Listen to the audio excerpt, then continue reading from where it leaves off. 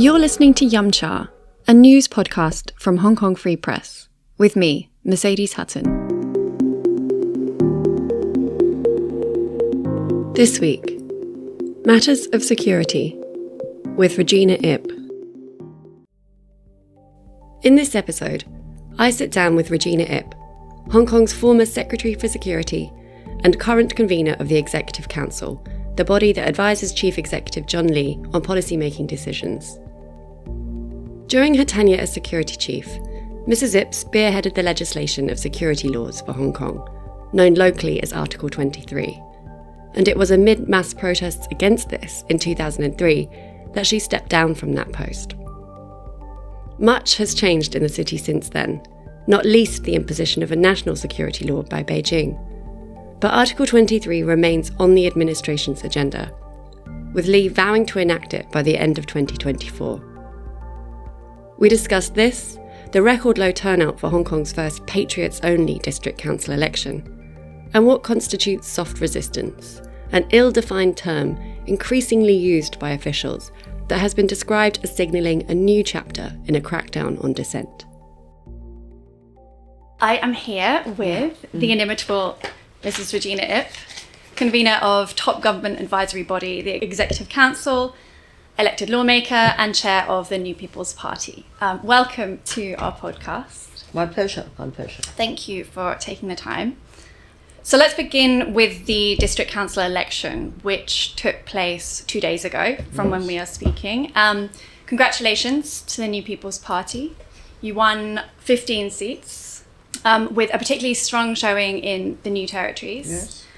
However, you failed to win any on Hong Kong Island, which you have attributed to the redrawn districts. Yes.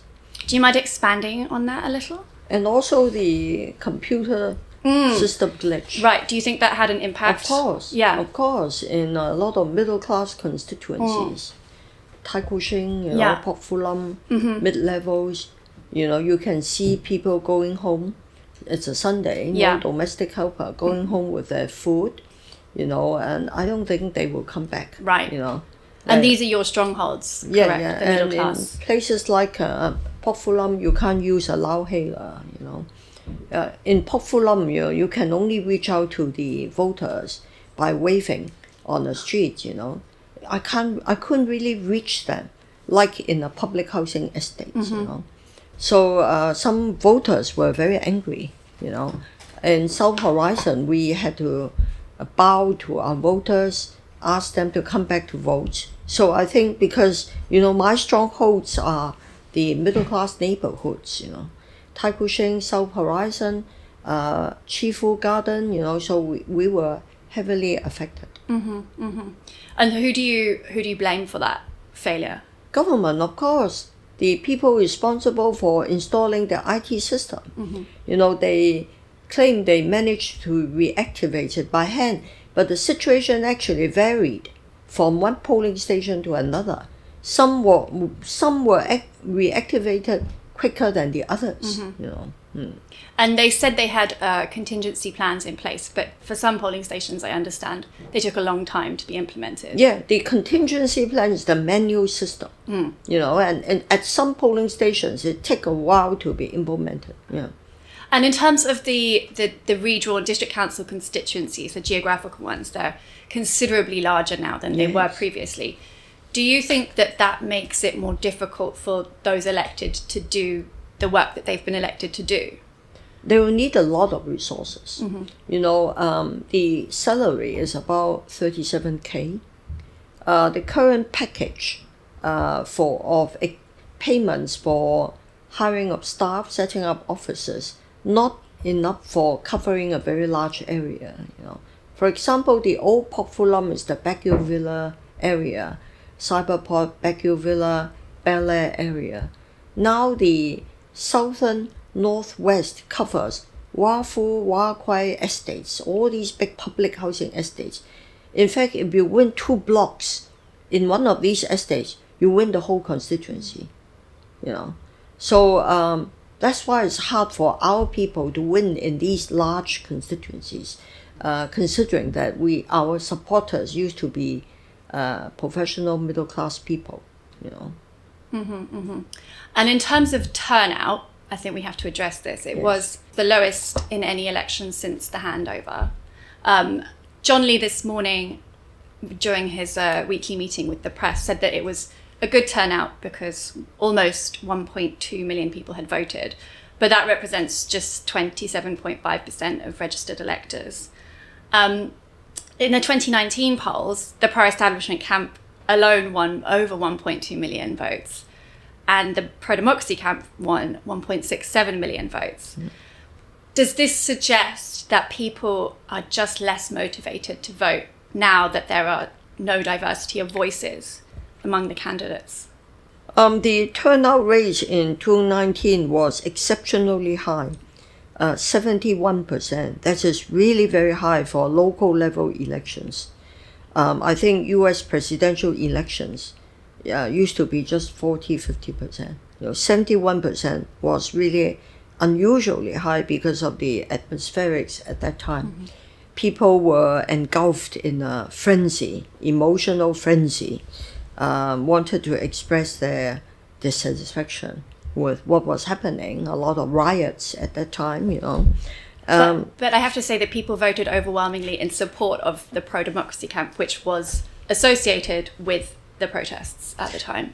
I think pro-democracy, my personal opinion, is a misnomer. They are not really democratic in their values. Their key characteristic was anti-establishment, anti-government, anti-China. They were not really steeped in democratic values and culture. For example, one candidate whom I met face-to-face who won in Tongchong North, a young man, Chinese name is Wang Zhenyang. He was arrested a few months ago for swindling old people. A lot of not very ill-qualified young people, just by claiming to be Democrats, got elected, because of the label.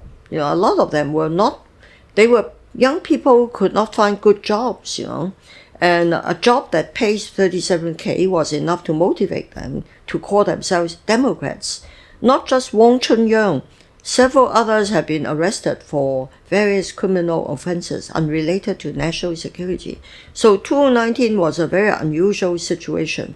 But in terms of numbers of votes cast, in 2011, 1.2 million turned out to vote. 2015, 1.46 million turned out to vote.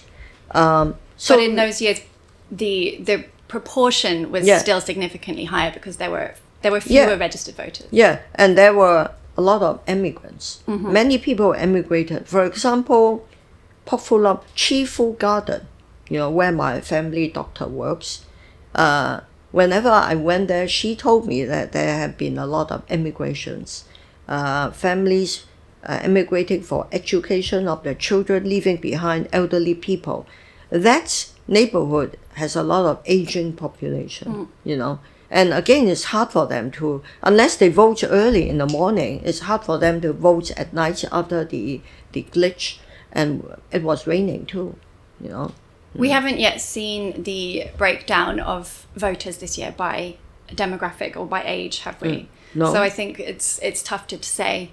But anecdotally, at least, it appeared that elderly people tend to vote early. Yes.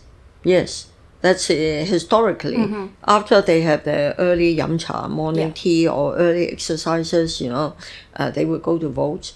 And past experience is that the young people haven't got up yet on a Sunday, They tend to vote later, spend a good day, and then vote late in the evening. Now, another unfortunate thing is the Education Bureau has declared the day after polling day a holiday for schools. So I've been told a lot of parents have arranged trips outside Hong Kong for the family. Yes, which was why the government put on the events on Saturday, to try and convince Hong Kongers to stay in the city. But you don't think that was enough? I think the appeal to civil servants to vote probably worked better than the variety shows and other events, I think, for example, I heard in one area in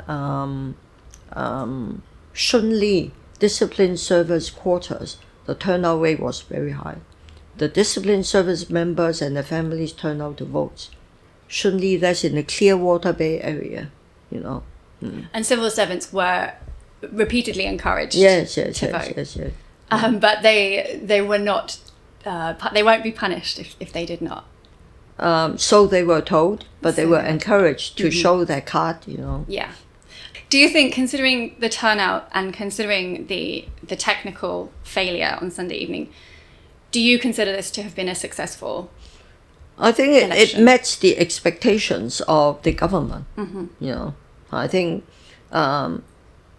it was as they have done it as well as they could in the circumstances. New style elections, change political landscape, and change district boundaries. In fact, our candidates, for example, the redrawn boundaries were gazetted only in July. You know, we haven't had a lot of time to prepare our candidates. On Hong Kong Island, we fielded 8 candidates. Only 2 of them had ran for election before. 6 were newcomers, and the youngest one, 25 years old, he lost her to only by about 600 votes. I think he's done remarkably well.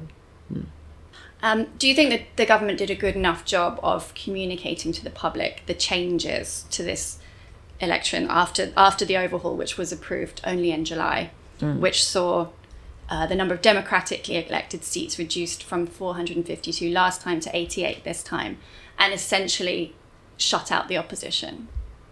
The government stressed the main argument for keeping out the opposition is patriots only. You know, Chief Executive said recently that he is glad there is no more room for traitors. But they didn't even get to the point where they could prove their patriotism because they didn't receive enough nominations from the 3 district committees responsible for nominating them, who were stacked with pro-establishment figures. Well, the system, the eligibility verification committee, there's this committee, and also the need to get nominations from the district committee members who are the trusted allies of government. These are clearly the safety measures installed by government to keep out those who are untrustworthy. You know, so the chief executive has been very consistent and very candid in his argument that we have to do it because this is an important plank of the governance system, and it must be for patriots only. I think he said recently, no more room for meaning the traitors. You know, and the Hong Kong Macau Affairs Office also said that we have succeeded in keeping out external forces, agents of external forces. That was John Lee said that this morning, and I was wondering if you could address that, because I'm unsure who these foreign forces are, who these external forces are, what their aim is, who they're working with in Hong Kong. It's very unclear. Well, if we were in Hong Kong in 2019, there were clearly people with a lot of resources trying to overthrow the government. But you believe that all came from outside Hong Kong? Yes, definitely. Yes. And you have proof? I think the evidence will come out. One frontline policeman told me he arrested a young woman involved in digging out bricks in Kwai Chung, and when he searched her home, there were stacks of cash and a lot of designer bags. You know, and we have seriously, we have people, although they will not give their name. Even in Wan Chai, nearby Cha Chan Tang, the cafe, local cafes told us there were young people changing their clothes in their cafe, money changing hands. And I was told somebody's relative wore black clothes among a group of people dressed in black, and suddenly she found $3,000 in her bag, in her pocket. A lot of money changed hands. And a lot of the rioters, the professionals among the rioters, they had military-grade equipment. And you think that this was coming from definitely external? From outside. Definitely from outside. There hasn't yet been any proof of that. Has Trudeau been able to give proof of who killed the Muslim, he made accusations. He did make accusations, yeah. But people normally don't give details of the intelligence they receive unless they have to give evidence in court. But definitely there were a lot of resources, a lot of money changed hands from various sources. Some say Taiwan, some say CIA, some say who were the billionaires who were wanted on the mainland or in Macau. There were all sorts of stories, but there were definitely a lot of resources, a lot of money changed hands. They reported 2 million who took to the street. A lot of them, I think, were truly peaceful, nonviolent, rational. Some were just young people swept away in a torrent of revolutionary fervor, trying to make changes, But you see, even when Mrs. Lam declared she withdrew the Fugitive Offenders Bill, 14 September, the riots became more and more violent. Unlike 20 years ago, because I think by that point, people the aim had changed. People were upset by how the police were perceived to have been treating the protesters. Well, not a single protester had been shot by the police. At that point. Well, compared to Europe, compared to West, certainly, our police behavior, conduct was exemplary by world standards. Whataboutism isn't really the point here. The point is by that point, I know that Ms. Lam had withdrawn the bill. However, the movement had evolved. The movement had become clearly an insurgency, in my opinion, because 20 years ago when I dealt with the National Security Bill, as soon as my old boss, Mr. Tong, said he would not press ahead with second reading, people went home peacefully. The protest was truly peaceful. But this time, even though the government made concessions, the protests became more and more violent. If you lay siege, if you sack the Legislative Council, it's not a civil protest. If you surrounded the police headquarters, if you attack the police with bows and arrows and laser pens, and you lay siege to university campuses, that's not civil protest. But anyway, you don't want to talk about 2019. You want to talk about something else, elections and maybe the way forward. Well, actually, I was thinking, you just mentioned Article 23 in 2003, so that's a great segue. Yeah. For those unaware, Article 23 of the Basic Law is part of Hong Kong's mini-constitution that stipulates that Hong Kong shall enact laws on its own to prohibit any act of treason, secession, sedition, subversion against the Central People's Government, or theft of state secrets, to prohibit foreign political organizations or bodies from conducting political activities in the region, and to prohibit political organizations or bodies of the region from establishing ties with foreign political organizations or bodies. And this was something that when you were Secretary for Security, this was one of your main mandates. Yeah. And it failed in 2003, and you stepped down amid those protests. I understand you tendered not because of the protest. No, I understand you tendered your resignation before that 500,000 march. But 500,000 people turned out on July 1, 2003. And recently, the current Security Secretary, Chris Tang, has suggested that, in fact, foreign forces were behind that movement also, which is something that John Lee has distanced himself from. I just wonder, you were there at the time, you were security chief then. Was it foreign forces? There were foreign influences, but that's not the same as foreign intervention. Certainly, some foreign consul generals, foreign chambers of commerce have expressed a lot of reservations to me, expressed strong views to me. But that's political. That's purely entirely legitimate. Right.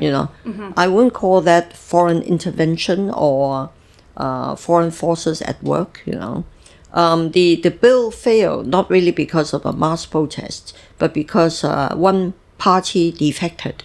We lost 10 votes. Because the protests were peaceful. I was bracing myself for a 3-day debate in Legico, but without 10 votes, we did not have enough to go on. Liberal Party withdrew their support, and their members in IXCO resigned. So Mr. Tong and we decided we did not have enough votes, so we have to we did not actually withdraw it at that time, just leave it. We did not resume second reading debate. Right. You know, that's what happened. And the version I championed was actually very mild. You know, much of it was modernization of offences like treason, which we inherited from Britain. You know, from the 1352 Treason Act. You know, virtually the same wording. You know, any acts targeting the sovereign. You know, and the sovereign power or aiding an enemy, the three key elements. We basically did updating. You know, treason is a very old offense. Many countries have it. Sedition is a very old common law and statutory offense. What else? Subversion we did not have. Secession we did not have.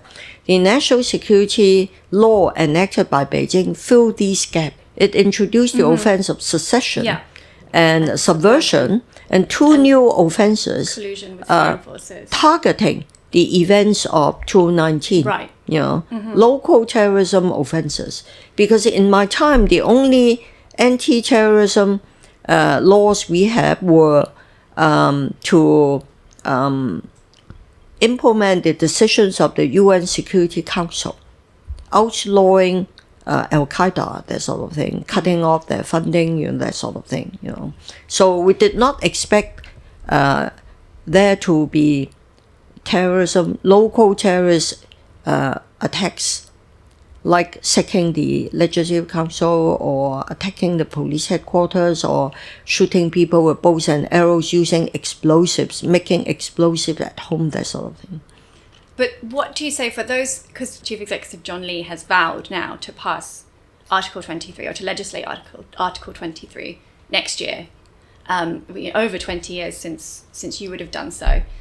And obviously now we do have the Beijing imposed national security law. We have 4 of those offences covered. What do you say to those who argue that there is now no need for Article 23? No, the Beijing's national security law plugged the loopholes and created the offense of subversion and secession. And the government has been making use of these new legal provisions to prosecute, you know. So my personal opinion, I must stress this is purely my personal opinion, is that there is no need to tinker with these 2 new offenses until we have court rulings or comments from the courts as to whether certain provisions were inadequate or not clear enough.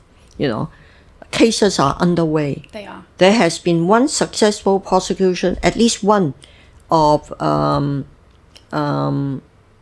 secession. The young man, Tong you know, Yin Kit. yeah, Tong Yin Kit. The first case sentenced to 9 years. Yeah. You know, so far I'm not aware of any court comments that the relevant offences were drafted unsatisfactorily. So I think we should wait for cases to be resolved, to be concluded, to see how the courts think.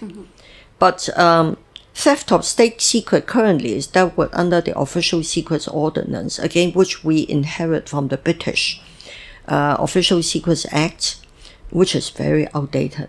You know, very archaic, you know. They've recently updated it. Yes, and very stringent, you know, very tough, you know. They've expanded the ambit considerably.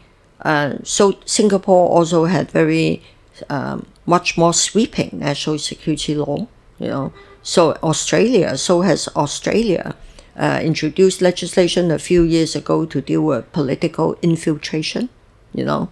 UK also, you know, agents of hostile states, you know, although they did not name which hostile state. I think we all have an idea whom they have in mind. So who do you think that is?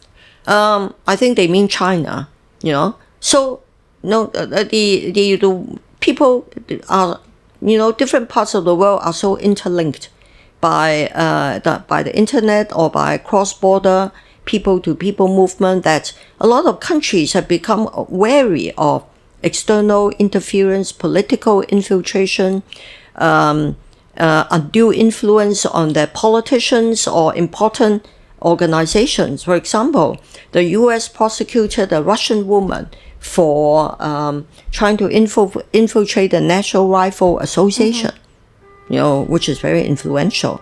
And she was charged with acting without registering as an agent of a foreign country, So maybe we need all these new laws in line with other jurisdictions. Right. But what do you say to those who suggest that perhaps Hong Kong is now too focused on national security at the expense of people's well-being, of people's livelihoods? I mean, I've got this is a two-pronged question. Crime has been going up in Hong Kong recently, largely led by online fraud. Yeah. And some people have suggested that that's because the security force is too focused on national security and not focused enough on kind of domestic issues. And separately, John Lee last week said that was not the case, and the people who suggested that were using soft resistance. And I wondered if you could address this term, soft resistance, and try and explain what it is, because it's being increasingly used by officials and yet is incredibly vague and ill-defined. First, I don't think the rise in cybercrime, all sorts of financial fraud, cheating old ladies, has to do with the focus on national security. The police has a new national security department, and they have new resources for that, So they have not redeployed their resources at the expense of day-to-day constabulary duties, So I don't think that accusation is valid. As for soft resistance, I can't really speak on behalf of the government. As you say, they have not really defined it very clearly, maybe because it's hard to define.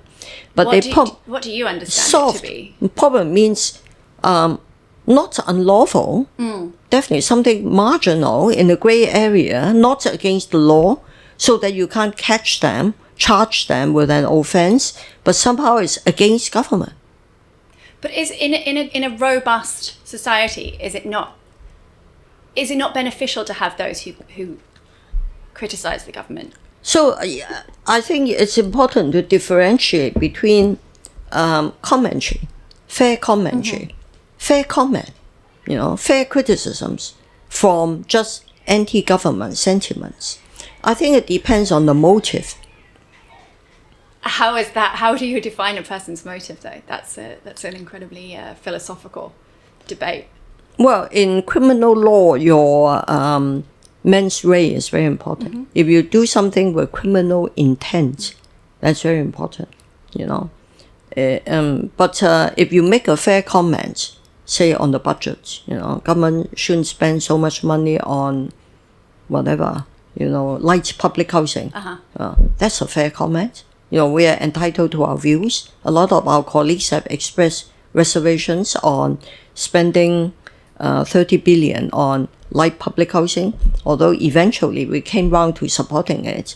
And maybe it's a good idea. After all, it is a good idea to help those who are truly living in abject conditions. Absolutely. And the waiting list is long, and it's grown recently. Yeah. I mean, my party, our affiliates have 2 transitional housing projects. And I can see the children, once they have moved into these more spacious accommodation, they're visibly far happier, It's really something for the good of the people. So I don't think the government has focused on national security at the expense of the people's welfare. In fact, the government has prioritized, solving the housing problem, building public housing. Sure, it's definitely a pillar of the administration. However, the waiting list has recently increased. What is it, 5.3 years, perhaps longer now, the average waiting time for those on the list for public government subsidized housing. That's why the government needs the light public housing. Which is essentially transitional housing by... Yeah. The difference is transitional housing used land or housing provided by voluntary agencies or developers, pending redevelopment. like public housing, make use of government lands, earmarked for gymnasium or schools or whatever. Okay. Going back somewhat to national security, recently, I think last week, ratings agency Moody's downgraded Hong Kong's outlook on credit rating, saying, following signs of reduced autonomy in Hong Kong's political and judiciary institutions, notably with the imposition of a national security law in 2020 and changes to Hong Kong's electoral system, Moody's expects further erosion of the city's autonomy of political, institutional and economic decisions to continue incrementally.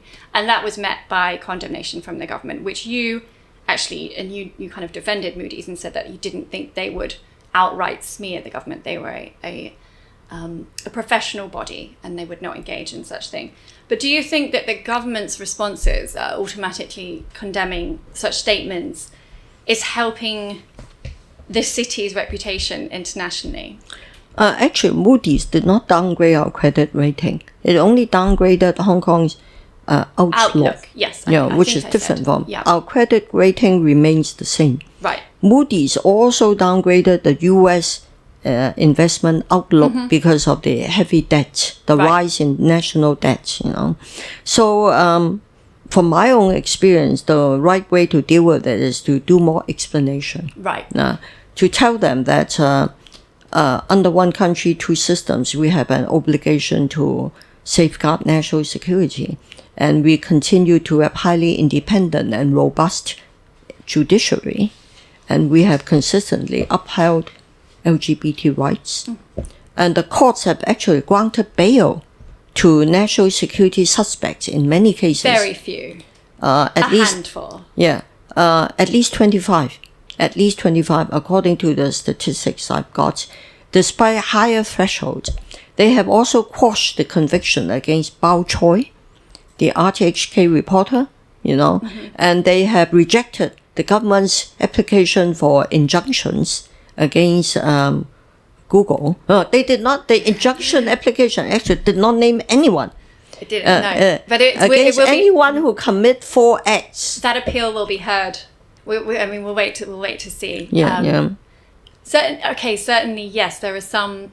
I think we ought to do more engagement and constructive discussions. Certainly, there are. In terms of LGBT rights, the courts, the Court of Final Appeal, particularly has upheld all cases. Exactly. Yeah, yes. all cases. However, there are countless people who are sitting in jail at the moment, or in detention, I should say, on remand, awaiting trial. I'm thinking about the 47 Democrats who have been detained, most of them, since March 2021. Their trial finally came to an end just over a week ago. We don't know when the verdict will be. So that's by the time the verdict comes, most of them will have been detained for more than 3 years. I think while you can commend the court in some cases, but international governments say that the law is not being applied equally. Well, this what we call 35 plus, and what the Western media call NSL 47 case is a very serious case, and 31 pleaded guilty. The long procedures is due to the common law system, the due process inherent in the common law system, the toing and froing between the lawyers of the defendants and the prosecution, a lot of videos, a lot of evidence produced against 47 people, 31 pleaded guilty, 16 have not, so the arguments, or every one of them have their different arguments, I think the summation, some have been concluded, and there will be sentencing soon. They said perhaps within 3 to 4 months, but no guarantees. There are those who suggest that it might not come until after Jimmy Lai's case has been heard, which I hope not, due to start next week and last for, I think, 80 days. The 35 plus case has dragged on longer than the prosecution expected, because of a lot of evidence adduced, a lot of arguments and counter-arguments. This situation is unprecedented for Hong Kong, whether for the police, the Justice Department, or the judiciary, So they have to go through the evidence very carefully. Do you think it's been too long? It's unsatisfactory for the defendants But considering the seriousness of the case, we have to let justice run its normal course. I wanted to discuss briefly your thoughts on democracy, because you've been a politician, you've been in government for decades, and you've said a lot of things. You've occupied several stances. I wonder where you stand now. You wrote an op-ed for Hong Kong Free Press soon after the district council overhaul was suggested, in which you said all of Hong Kong's democratic experiments had failed. Yeah, I think so. So I wonder if you think that we've arrived now at the best possible outcome for democracy in Hong Kong. I think we have been experimenting with liberal democracy. You know, Britain... It hasn't ever been that liberal.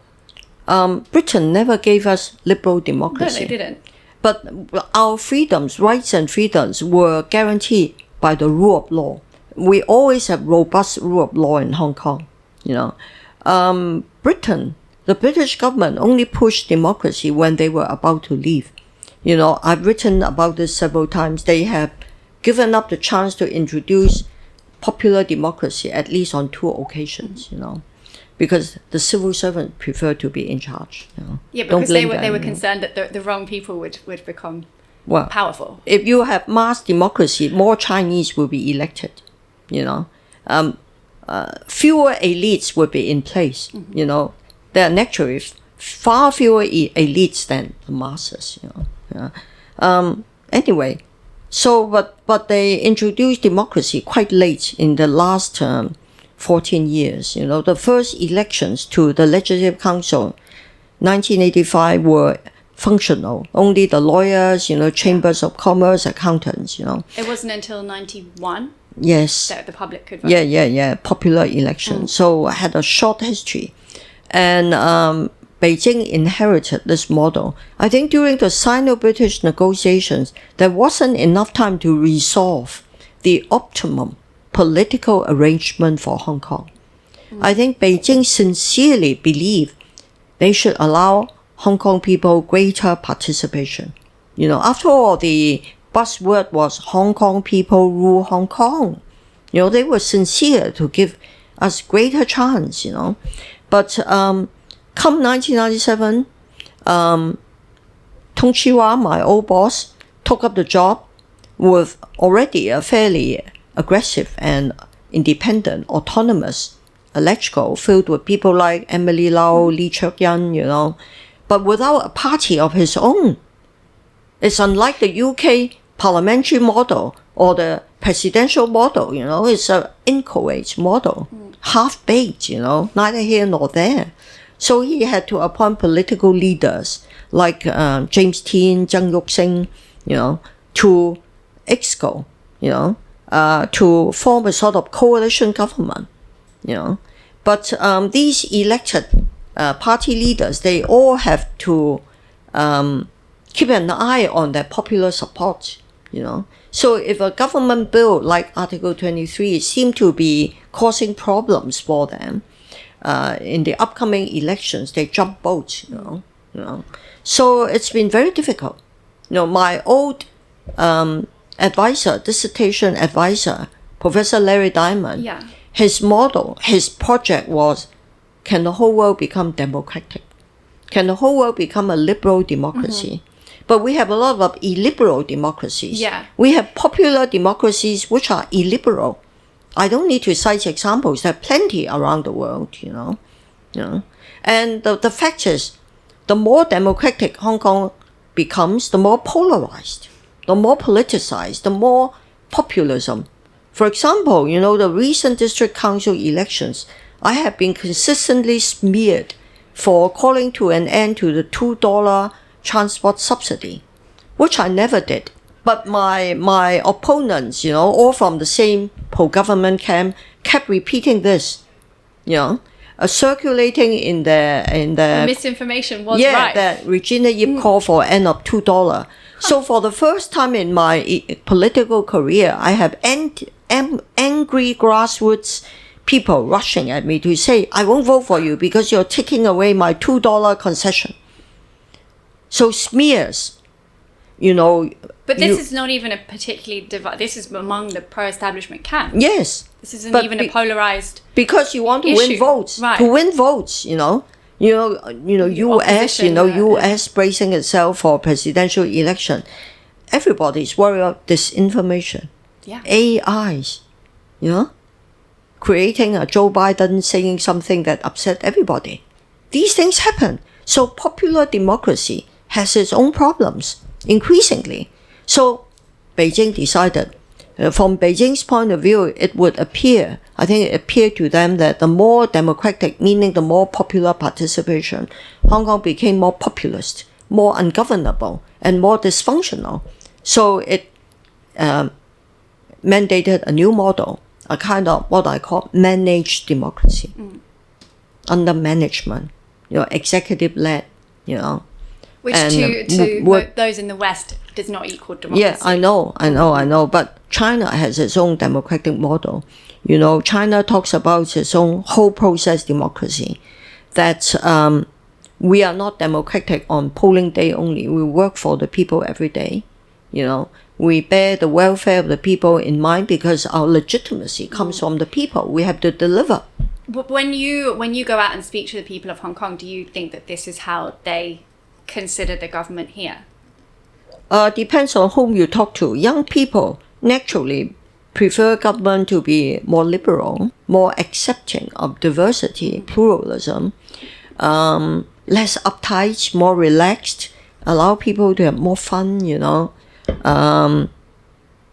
that sort of thing. Have more sense of humor. Young people would like that. More fun-filled society. Not talking about national security every day. Even business community prefer to have less talk about national security. Not that they are not fully imbued with this duty, but they want the business to come back. Back to the old days when we can take security for granted and just focus on business. You mentioned the rights and freedoms enshrined in the Basic Law and indeed also in the National Security Law. However, in terms of press freedom, which is something that is close to our hearts at Hong Kong Free Press, Hong Kong has plummeted in the recent decades. So from 18th place globally in 2002 to 140th this year. And it really fell after the National Security Law was implemented, from 80th place in 2021 to 148th in 2022. And of course, in 2021, we had Apple Daily, Stand News. Their newsrooms were raided by National Security Police. Several of their staff were arrested. Those cases are going through or are yet to begin in courts. Do you think that press freedom in Hong Kong is intact? Officials repeatedly say so. These ratings, are heavily influenced by Western media portrayals. Jimmy Lai has been prosecuted, and his 3 companies prosecuted not because they are media outlets, but because of his offense of colluding with foreign forces, that sort of thing. Not because they are media outlets. But I think but the Western perception, good. I know the perception seems to be the common way of the Western media is to call it a media crackdown. It's not a media crackdown. Stand News they were charged with sedition, which was about the materials that they were publishing. That was to do with the press. And that is something that has concerned people globally, I think, because it's about it appears to draw red lines around what you can and cannot publish. This is not unique to Hong Kong. The offense of sedition is very old. Sure, it is, but I don't know anywhere else that it's recently been applied to a major and a very popular newspaper or outlet. But there are limits of freedom of expression. Article 19 of the ICCPR says clearly the freedom of expression carries special duties and responsibilities and can be curtailed in accordance with the law to safeguard national security, public safety, order public, and public health and public morals, that sort of thing. everywhere there are certain laws circumscribing media freedom. For example, in the US, there are laws compelling journalists to disclose their source. I know at least one was in custody for a long time for not disclosing her source, and that's Judith Miller of New York Times. Freedom of the expression is never absolute. But do you think that press freedom, therefore, in Hong Kong is intact? Because of the reactivation of the offense of sedition, I know that, of course, commentators, writers, journalists have to be more careful in writing to avoid being prosecuted. But there is still a lot of room for them to say what they like. I think as a journalist in Hong Kong, one of the hardest things now is to find, and I really appreciate you speaking with me today, because it's actually much more difficult now to find people to speak, because a lot of people are so afraid that they might say the wrong thing that they would rather not say anything, even if it's not a political topic, even if it's a very soft topic, people are very reluctant to speak. That's to do with freedom of expression. Do people need to be worried?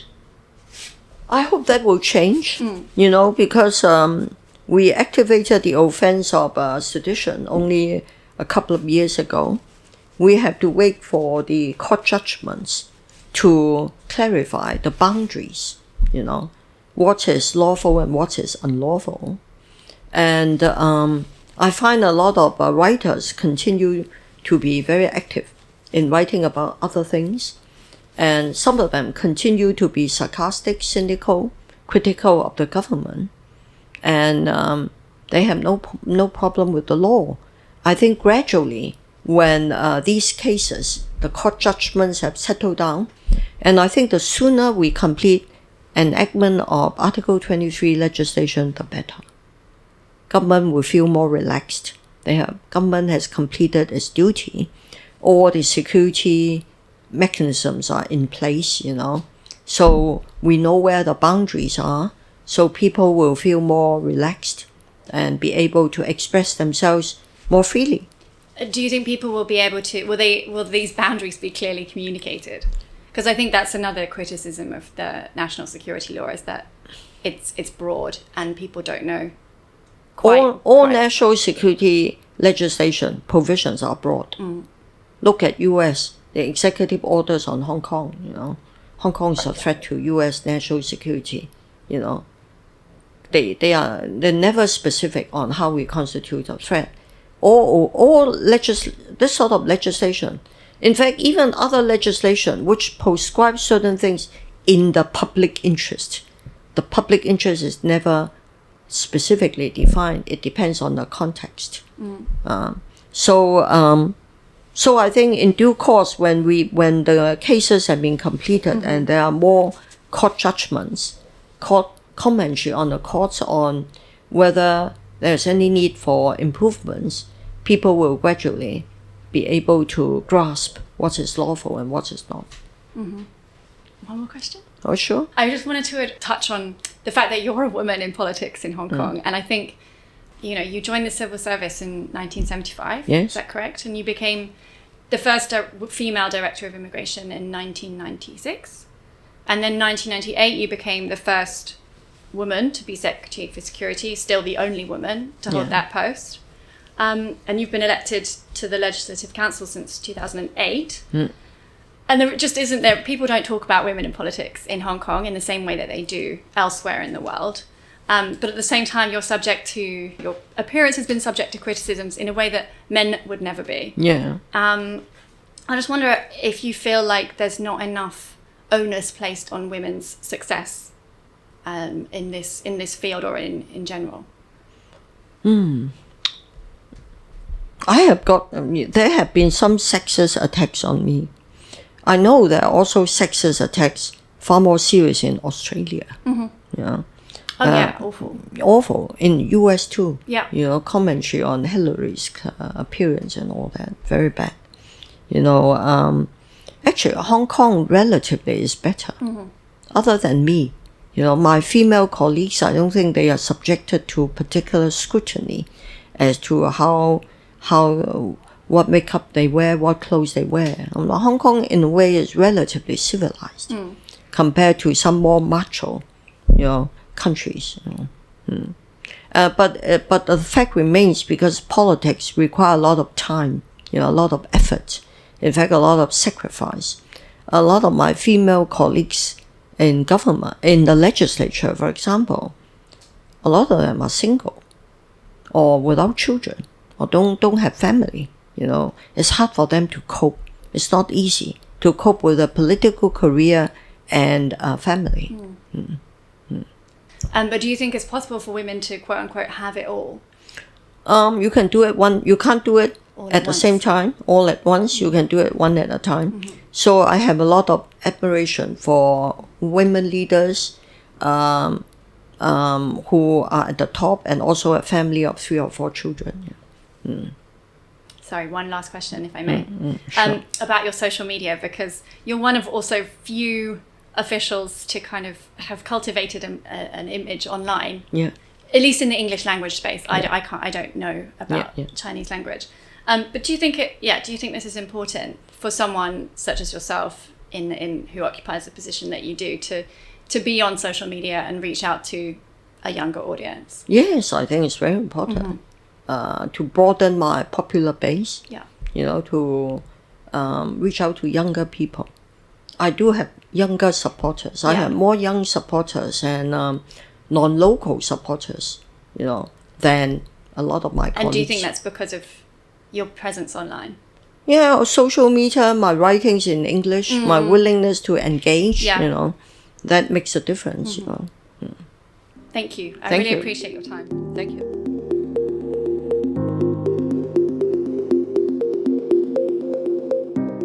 That's it for this episode, with Executive Council convener Regina Ip. You've been listening to Yumcha, a news podcast from Hong Kong Free Press, written, produced and edited by me, Mercedes Hutton. HKFP is a member of the Trust Project.